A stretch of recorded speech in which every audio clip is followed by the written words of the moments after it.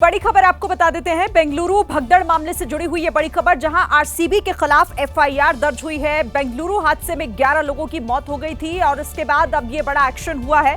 बेंगलुरु भगदड़ मामले पर इस वक्त का ये बड़ा अपडेट है, जिसमें आरसीबी के खिलाफ एफआईआर दर्ज हुई है। बेंगलुरु हादसा जिसमें कल भगदड़ मची थी और उसके बाद 11 लोगों की जान चली गई थी। कई लोग गंभीर रूप से अब भी अस्पताल में एडमिट हैं और इसके बाद अब ये बड़ा एक्शन हुआ है कर्नाटक क्रिकेट एसोसिएशन की तरफ से। कर्नाटक क्रिकेट एसोसिएशन पर भी एफआईआर दर्ज की गई है।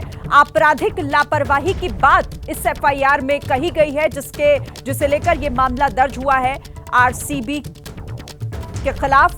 आरसीबी की जीत का जश्न चल रहा था और उसी में बड़ी संख्या में लोगों का हुजूम चिन्नास्वामी स्टेडियम के बाहर पहुंच गया था, जिसे लेकर ये एक्शन। और इस पर क्या हमारे पास जानकारी, अंकित गुप्ता हमारे साथ जुड़ गए।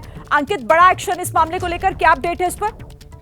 जी बिल्कुल, इस मामले में जो क्रिमिनल नेग्लिजेंस की धारा के तहत आरसीबी, उसके अलावा डीएनए जो इवेंट मैनेजमेंट कंपनी थी जिसने चिन्नास्वामी स्टेडियम में पूरा कार्यक्रम का आयोजन किया था, उसके खिलाफ और कर्नाटक क्रिकेट एसोसिएशन के खिलाफ ये मामला दर्ज हुआ है। और ये क्रिमिनल नेग्लिजेंस की धारा के तहत ये एफआईआर दर्ज हुई है। और वैसे भी जो है, देखिए, आज जब इस मामले के हाईकोर्ट में सुनवाई हो रही थी तो जो राज्य सरकार के वकील थे उन्होंने साफ तौर पर कहा था कि चिन्नास्वामी स्टेडियम में जो कार्यक्रम का आयोजन किया था वो जो है उन्होंने नहीं, राज्य सरकार ने नहीं किया था, बल्कि वो जो फ्रेंचाइजी थी यानी कि आरसीबी थी उसने करवाया था और जो सुरक्षा की जिम्मेदारी थी उसके पास थी। तो उसी के बाद में ये एफआईआर दर्ज हुई है। और ये एफआईआर इस वजह से भी महत्वपूर्ण है क्योंकि जो राज्य सरकार ने पूरी घटना के बाद में कमेटी का गठन किया है, उस कमेटी को 15 दिनों में अपनी रिपोर्ट देनी है। और आज जब हाईकोर्ट में मामले की सुनवाई चल रही थी तो राज्य सरकार ने यही कहा था कि जल्द से जल्द जांच पूरी की जाएगी और अपनी रिपोर्ट जो है कोर्ट के सामने रखी जाएगी। क्योंकि कोर्ट इस मामले की अब सीधी निगरानी कर रहा है, लिहाजा अब राज्य सरकार की तरफ से भी और पुलिस और प्रशासन की तरफ से भी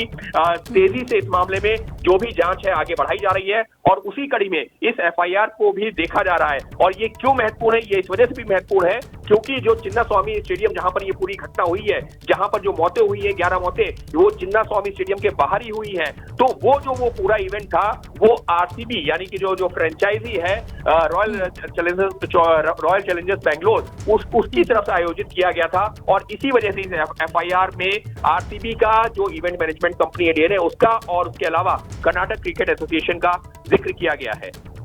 जाहिर तौर पर जिस तरीके से कल अंकित ये हादसा हुआ था, साफ तौर पर उसमें लापरवाही निकलकर सामने आ रही थी और अब ये एक्शन भी हुआ है।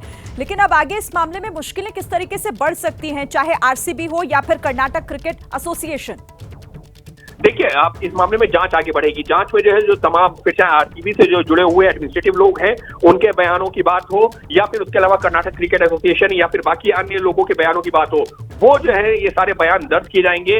और हमको जैसे कि सूत्रों से जानकारी भी मिल रही है कि इस मामले में जो प्रशासन है या जो जांच टीम है जिसको जो जांच की जिम्मेदारी सौंपी गई है, वो जल्द ही इस मामले में जो तमाम स्टेक होल्डर्स हैं उनके बयान भी दर्ज करेगा। हालांकि इसको लेकर के अभी जो है क्लियरिटी नहीं मिली है कि क्या उसमें खिलाड़ियों का भी जो है नाम होगा या खिलाड़ियों का भी बयान दर्ज किया जाएगा। लेकिन इसमें कोई दो राय नहीं है कि जो रॉयल चैलेंजर्स बेंगलोर यानी कि आरसीबी के एडमिनिस्ट्रेटिव जो लोग हैं जिन्होंने फैसला लिया था कि चिन्नास्वामी स्टेडियम के भीतर ये आयोजन किया जाएगा, जिसमें जो है 35,000 लोग जो है आएंगे, लेकिन बाद में 2.5 लाख से ज्यादा लोग पहुंच गए, तो उन तमाम लोगों से पूछताछ जरूर की जाएगी।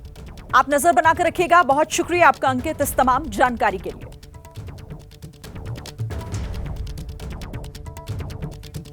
तो बेंगलुरु भगदड़ मामले में इस वक्त का ये बड़ा अपडेट, लापरवाही का मामला जिसमें अब एफआईआर दर्ज हुई है आरसीबी के खिलाफ। आरसीबी की मुश्किलें जाहिर तौर पर अब इसके बाद बढ़ेंगी और इसके साथ ही कर्नाटक क्रिकेट एसोसिएशन के खिलाफ भी ये मामला दर्ज हुआ है बेंगलुरु हादसे में, जिसमें 11 लोगों की जान चली गई थी।